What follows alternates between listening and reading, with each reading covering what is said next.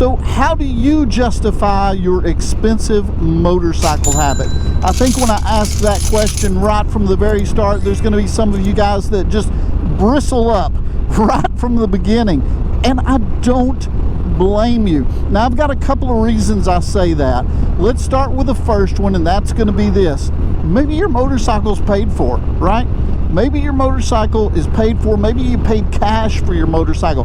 Maybe you worked hard to pay off your motorcycle and you don't have to worry about those stupid crazy things like applying for credit and payments and all the headache that comes with that. You don't have to worry about that. To that, let me say this. Dave Ramsey would be proud of you, but I hear he's had a little bit of a change of heart based on a meme that I saw recently.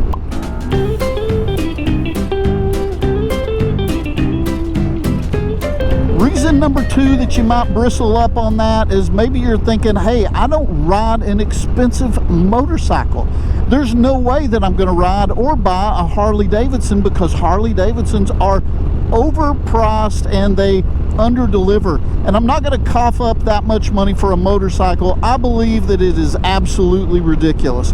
Well, let me just say, all right, I understand. I do. I totally get it. Before I started riding Harleys, when I was a younger man and didn't have disposable income and that type of thing, we'll get into that, but I rode a Yamaha V-Star and then I rode a Yamaha Roadstar for years and years and enjoyed that motorcycle very, very much. And the third category that I can think of might be this. You might be the type that says, look, man, I don't have to justify myself to anybody about anything. I do what I want, when I want, and I pay for it how I want. Now, if you fall into that category, let me just say this, man. God bless you. God bless you. There ain't nothing wrong with that. I'm married to a CPA, so I don't have those luxuries, but some people do, and it's all good. Now, the amount of money that you're going to spend on your hobby, if we're going to say that it's expensive or not, is going to depend on a lot of different factors. Some of them we just touched on. Maybe it's disposable income. Maybe it's where you are in life. And specifically, it's the type of hobby. Now, I know I recently read an article on CNBC, and what they were saying about hobbies was, listen to this, that in, 2022, they said the average American spent $3,458 on their hobby every year. That's the average. So do me a favor. I'm interested how these averages will work out, these percentages will work out in the comments below. I don't need to know how much, but if you spent over $3,458 on your hobby, comment with a 1. If you spent below $3,458, comment with a big old fat 0. That's all you got to do, 1 or a 0. Let me know where you stand on that. That'd be helpful. Now, some hobbies, a lot of hobbies do require a lot of disposable income, so you kind of have to pay attention to that. As I hinted to, I remember when I was a young man, did not have a lot of disposable income, so I needed to cut corners and do whatever I could when my children are younger so that I could have hobbies and have a little bit of time to myself. I don't think there's anything wrong with that. You get a little bit older, you're saving some money, you're saving for retirement, and maybe you can invest in your hobbies a little more. My wife have kind of this save and play philosophy. You know, we want to save enough money in case of an emergency and that type of thing. We want to save enough money for retirement, but we also want to play and enjoy our hard work and enjoy the disposable income that we have.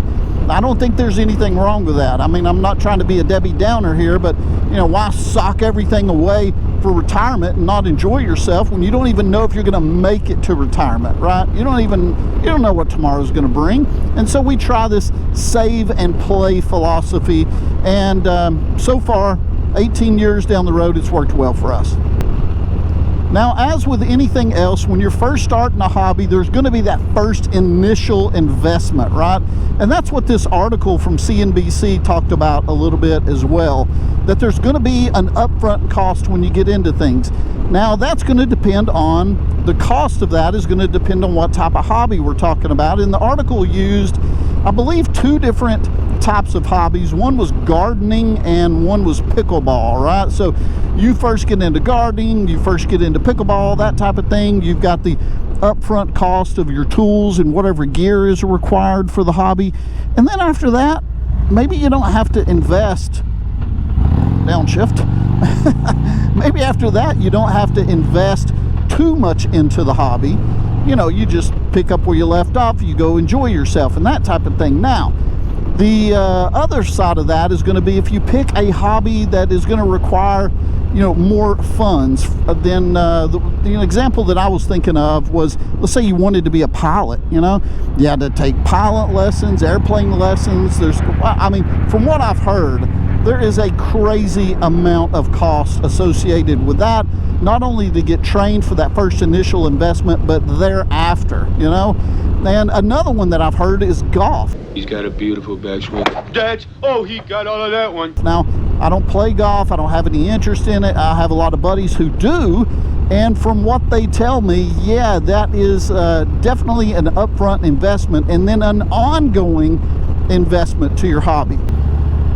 Okay, what else have we got left here? Okay, let's talk about this justification topic of expensive motorcycle habits. So I've got a couple of different factors that I would like for you to consider to see if maybe you fall under this category of how you justify it.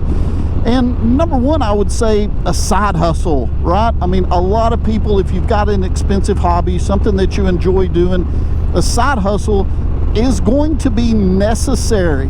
And a lot of people, you know, you might have to, you know, get a second job or pick up an extra shift at work. There's nothing wrong with those things. I have done plenty of them in the past. With my background in IT, I used to do, you know, jobs on the side for people all the time to earn extra money. And I think that's a fantastic thing. With me, I guess I'm kind of lucky in that part of my hobby supports my hobby, and by that I mean, you know, the channel's monetized, so I'm making a little bit of money, not a lot. But when people ask me, hey, you earning some big money on the channel? No, I am not earning big money. I mean, I earn enough money to put gas in each one of my motorcycles and, you know, fill up the tank in my truck. So that's not bad. That's not bad. So sometimes any type of side hustle you can do is very, very helpful. And another way you can justify your hobby is giving back to the community. You know, bikers are the best at this, man. Organizing group rides to raise awareness for things or raise money, especially when you're talking about things for children and pets and maybe a downed rider, those type of things. Nobody does giving back to the community like bikers. I mean, nobody. How everyone can get together collectively for one purpose, to help someone or some cause out. Man, that is a great way to justify an expensive hobby that you have, or any hobby that you have for that matter. And the third thing that I can think of is this, man, is your happiness and my happiness. Spending money on this hobby brings me happiness. And that article also goes on to say that anytime a hobby fits well with someone's personality, even if you have to spend a lot of money on it and it brings you joy, it provides a better quality of life. And I mean, that sounds perfectly logical to me, perfectly acceptable to me. One of the reasons that I love this hobby so much is it just brings me a huge amount of joy. A big price tag, but a huge amount of joy.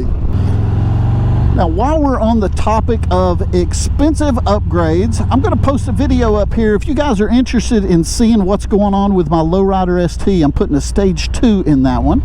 And you can check out this video right here.